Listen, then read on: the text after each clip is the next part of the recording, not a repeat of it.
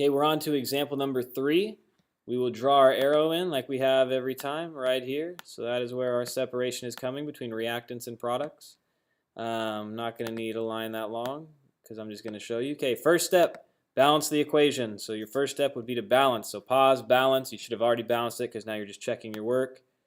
You put a 2 here, you would put a 3 here, and you would put a 2 here, and then it's balanced. Make sure you check that. If you got that wrong, you need to go back and redo the rest.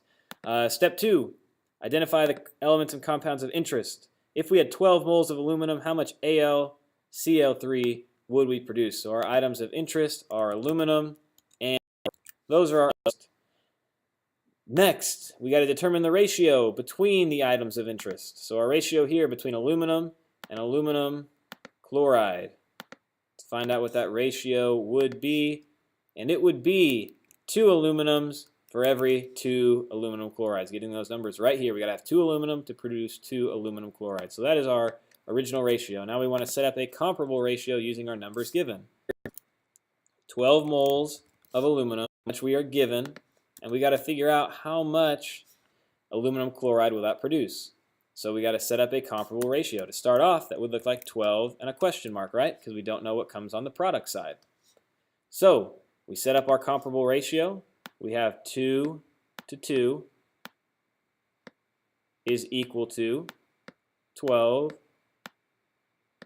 over x, because we don't know what our product is. So then we would cross multiply. You get 24 equals 2x equals 2x. And then you simply divide by 2 to get x by itself. You divide 24 by 2, and you end up with x equaling, or our final answer, we would get 12 moles of AlCl3. Check our work. Go back to our original ratio, reset it up, 12 to 12. And that matches our ratio of 2 to 2. So you could have actually done that problem a lot faster with all the extra work, but I wanted to show you the work to see how you could get through it otherwise. 2 to 2, 12 to 12, those ratios match. So that is how many moles of AlCl3 aluminum chloride we could produce. On to the next.